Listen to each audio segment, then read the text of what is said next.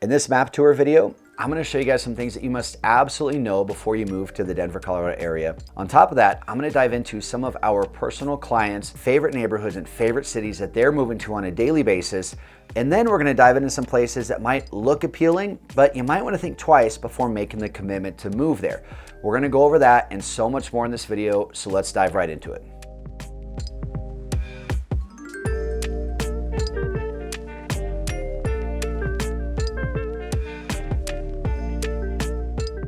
Now, one of the first things I want to cover with you guys in this video is really getting a feel for how the state is laid out as a whole. So essentially, I want to zoom out a little bit and I want to give you guys some context in terms of what exactly is the Denver metro area, what's considered far north, what's considered far south, what's considered the foothills and the mountains, just to really give us some good context before diving into some specific areas. Because if you're not familiar with Colorado quite yet, maybe you've seen a bunch of our videos on individual cities, this is going to be a really good way for you to get a feel for just the areas in general and the gist of kind of what's going on in each one of those spots, because there are definitely going to be some differences for you. All right, now to start off, we've got a general map of Denver here. What I'm going to do, I'm going to zoom out just a little bit because I want to paint some context for what's considered far north, what's considered far south. And then as you guys can see, as I zoom out even further, if you guys are familiar with our channel at all, you've got Will's clock analogy, where basically you've got Denver as the center of the clock, right? Which is right here. Boom. All right. We've got Denver right here in the middle. And then all of our major metro cities are going to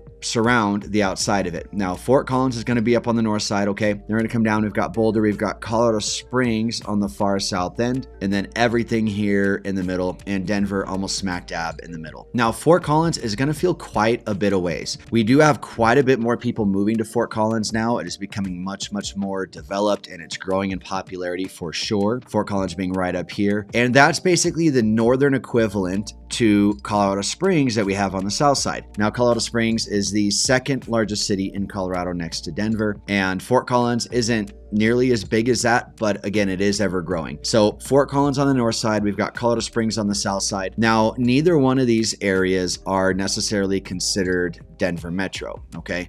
So for Denver Metro, let's zoom in a touch and we're gonna get a feel for what exactly that encompasses. All right, interrupting here real quick, guys, to remind you that we are licensed real estate brokers. There's gonna be a number popping up on the bottom of the screen right now. And if you give us a phone call, text message, or email, we would love to help you with all of your real estate needs. Matter of fact, Will is out showing some of you guys right now. That's why I am in the office doing this map recording for you guys, giving you guys all the insights as far as the best areas to move to. So with that being said, guys, let's get right back to it.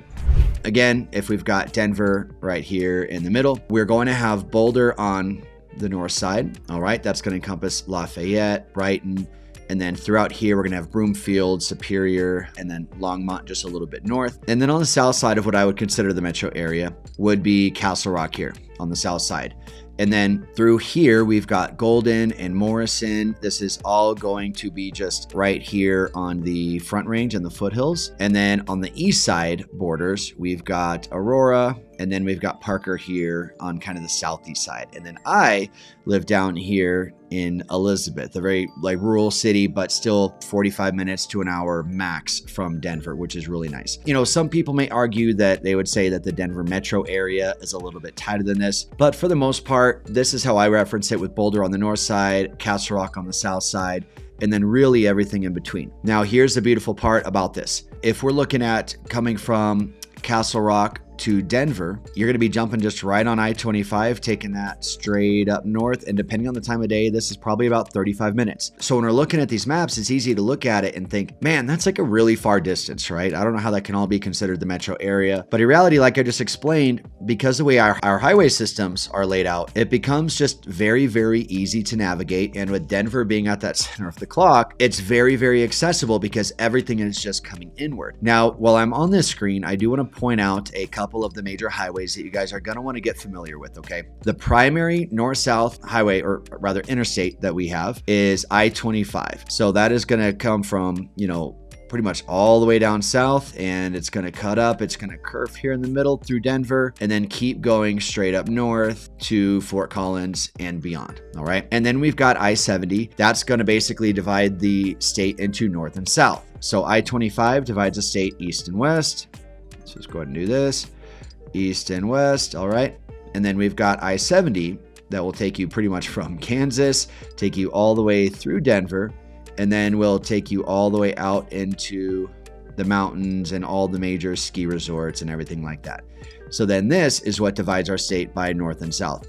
These are the primary highways that you're going to be utilizing on probably a daily basis, depending on what you got to do. And then there's a couple more that I want to point out. So one more very common one is going to be 470. Now 470 is going to be this loop that goes all along the foothills there on the west side. It is then going to cut through Highlands Ranch and Lone Tree, the north side of Parker, and then South Aurora here. And then this is going to curve up all the way just on the outskirts of Aurora and will eventually take you all the way up here to the airport, DIA.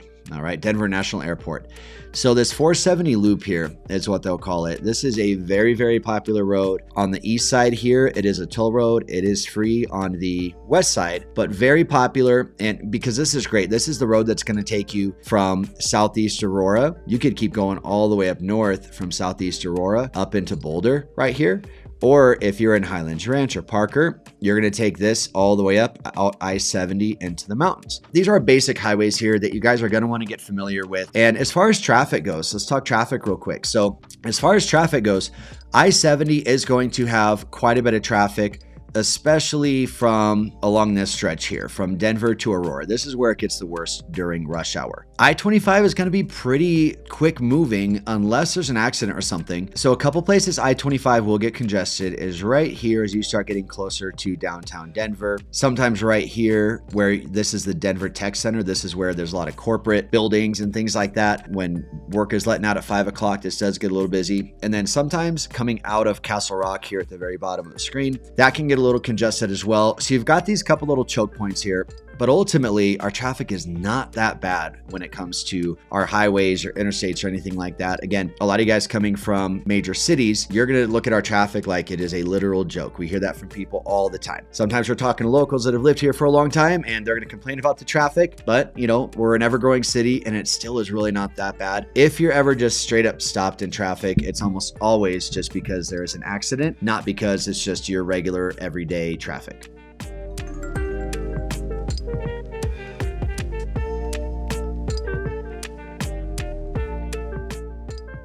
Okay, now as promised, let's dive into some of the most popular areas that our clients are choosing to move to. No particular order. I'll recap that at the end and tell you guys what number one is. We do have quite a bit of people that are moving to Boulder. Okay, Boulder is going to be very popular out here in Colorado. It is, as we would call, you know, it almost like the Beverly Hills of Colorado. By no means is that Beverly Hills shopping or home prices or anything like that, but it's just that prestigious name. It always holds its value. They do have the number one school district. It is an extremely, extremely popular area out here in the state. Now, coming back here, I would say next up after that, just as we're working our way down, is going to be Denver. Denver, also very popular, as you guys may have guessed by the name of our channel. And one thing that I think is important to know about Denver is that a lot of our clients, they're not moving into downtown Denver or even immediate vicinity. There are a lot of what I would call urban, suburban type of neighborhoods that are around there. You guys have heard us talk about them. We made videos on all of them between South Park Hill, Lower Highlands, you know, City Park and Cheeseman Park, Wash Park, all the amazing parks and kind of urban suburban type of neighborhoods that are out there. You're having a certain type of buyer go there where they want a little bit more of a faster paced life, maybe a little bit more walkability than just straight up suburbia, but at the same time, they like having a garage they can park in. They like having a yard that their kids can play in. And Colorado is just such an indoor, outdoor state all year round. Despite our winters, people are still, you're going to be grilling all the time outside. Kids are going to be playing outside all the time, even in the wintertime. So it is important for a lot of people to have their yard and stuff like that, which I think is one of the biggest reasons that you don't see as many people moving to right downtown Denver. After that, we're going to have Highlands Ranch and Littleton, also very popular. Working our way down south to Castle Rock, and then Parker, and then this Southeast Aurora area right here. These are the top spots that we see our clients deciding to move to on a regular basis. And one interesting thing to know, guys, is that, you know, a lot of the people that are moving here, especially like you viewers from our channel, a lot of you guys are remote working, or a lot of you guys, you know, have a variety of jobs or offices that you can choose from when you move out here. So you're not necessarily tied to needing to buy in one certain area. But for the most part, we see people coming here and it's like, hey, if you can live at any of these places, why are we choosing to live in these, right? So you definitely start to see just a trend with people that can live anywhere where they all kind of just start picking. And I would say by and far, our number one area that we have people moving to is the South Denver metro side. Okay, so South metro side being Highlands Ranch, Parker, Southeast Aurora, and then Castle Rock. Our office is in downtown Castle Rock. We do like Castle Rock. I'm biased to liking Castle Rock, but also, a lot of you guys that are coming here that can pick anywhere, you're choosing to live in Castle Rock. So out of all these places that are here, Castle Rock tends to be the number one choice for the majority of people. All the areas that I mentioned are great. All the areas that I mentioned have school districts that are in the top 3 to 5 in the whole state. So there's a lot of really good things about all of these areas, but time and time again, we just see more people choosing Castle Rock over a lot of the other areas. Now, speaking of Castle Rock, let's dive into that a little bit just to get you guys a little bit more familiar with the city itself and then a couple of the key neighborhoods that you're going to want to explore. All right, so here we go. Let's go ahead and zoom in here a touch. So we're going to start off with the borders of Castle Rock and show you guys exactly what that looks like. So I am going to include Castle Pines here because that's like the little sister, more mature trees, different style of homes, but you're literally touching Castle Rock and it's definitely worth having on there. I always put those two together. Here on the outside, you're going to have the Meadows. And then you're going to have a lot of your shopping here. You're going to have the historic downtown on the south side. And then we're going to come up around for the Terrain neighborhood. Then we're going to come up here. I'm going to include a little bit of this right here, which is going to be Macanta. And that's going to bring us right over here. And there's a couple of little pocket neighborhoods that are right here. And then we're going to touch on these just a little bit here. So let me zoom in just a little bit more and what you guys are going to find. So by far, I would say the most popular neighborhood that we're going to have in Castle Rock at the moment is going to be the Meadows. The Meadows is one of my favorites because first of all, you're going to have multiple neighborhoods within the Meadows community. I think there's like 8 or 13 neighborhoods within the actual Meadows themselves. There's a couple different rec centers which service the neighborhood, which are really good pools and just great for the whole sense of community and getting in touch with your neighbors. You've got Philip S. Miller Park down there, which is a huge park, a great amphitheater, soccer fields, indoor rock climbing, this mini incline they'll call it. We can go, it's just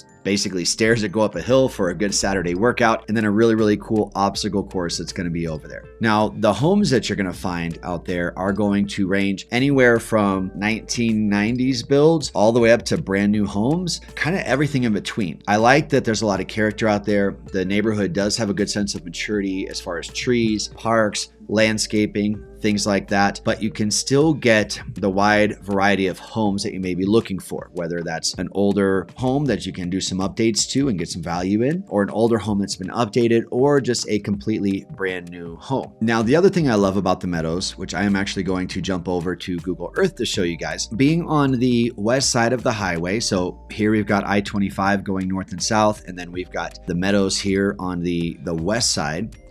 If I go ahead and tilt this here, you guys are going to get a real cool perspective of just the lay of the land here in Castle Rock. But then when I look left here we've got the Meadows right here in the center of the screen. And as I zoom in here, man, you can just tell that you're starting to get into some really cool nature here. We've got some big bluffs. Just look at the terrain that you see here in Castle Rock. As you're driving through Castle Rock, guys, you just see you're surrounded by just beautiful mountainy type of terrain. You're not in the mountains yet, but you're surrounded by just beautiful land, and you actually feel like you're in Colorado. And that's a very big thing. Like, believe it or not, there's a lot of places that you could live out here where, you know, if you couldn't physically see the mountains, you wouldn't necessarily know that you're in Colorado. Castle Rock is not one of those places. So much of the scenery comes to you in Castle Rock without you needing to go to it like you do in a lot of other places. But with the Meadows being pretty much the only major development on the west side of the highway here, with the exception of Castle Pines, it's just really in a unique situation to where it's a popular area, it's mature. There's so many good things about the Meadows. It by far is probably the most popular neighborhood that we have here for clients that are choosing to move to Castle Rock. Now, moving a little bit north up the map here, I want to touch on some of these other areas for you guys. Highlands Ranch is going to be a big draw for a lot of people because you are further on the west side, you are further north. If you're trying to be a little bit closer to Denver, you could potentially save some time there. But one of the important things to note is that, yes, in Highlands Ranch, you are further west. Again, here's I-25, right? That primary highway that runs north and south, divides the state into two halves on east and west. So yes, you're physically further north in Highlands Ranch here, but because you're west, if you are going to Denver, you might need to jump on 470, get on the highway, and then go all the way up north to Denver. Versus if you live someplace like Castle Rock, you're already right on the highway. So you're just jumping on the highway and heading north, although you're further south. So a lot of times people are like, well, I like Castle Rock, but I want to be closer to Denver. Maybe I'll look at Highlands Ranch. One important thing to know is that you're further west. So you still have to drive east to go north versus Castle Rock. You're already on the highway and you're just a little bit further south, but you're driving straight up. So a lot of those are, it's 6 in one hand, half dozen in the other. It ultimately ends up being kind of the same, whichever direction you choose. Now, we also have a lot of people that are choosing to move out here and they are needing to be close to the airport. So let's talk about some places where we can get easy access to DIA here. One of the big places that we like to recommend is Southeast Aurora. You're right on 470 here. So it's just a matter of jumping on 470 and you're going to come straight north. This is probably a 22 to 25 minute drive max. Southeast Aurora, very, very easy to access DIA. Now, if you're on the west side, let's say in a Highlands Ranch, you're still close to 470, so maybe add just another 15 to 20 minute commute here on 470. So this is also a good option for you. And then lastly, we've got Parker down here at the bottom of the screen. It's a sloppy line there, where you're just under 470. So this will get you pretty close there as well. Even someplace like Castle Rock, guys, because again, you're so close to the highway. If you are needing to access the airport on a regular basis, you're simply taking 470 all the way out to I-25 and then down to Castle Rock. This is probably a 40-minute drive right here. So with our entire Denver metro area, you're usually well under an hour to the airport, even with traffic, because it's typically all highway to get out there. Where it is going to start getting a little more difficult for you is, let's say you're really trying to be close to the foothills and we're looking at like a Morrison, or you're down here in a Roxborough Park or a Golden. Yeah, you're going to be pushing an hour to get to the airport, especially depending on traffic there. So just something to keep in mind.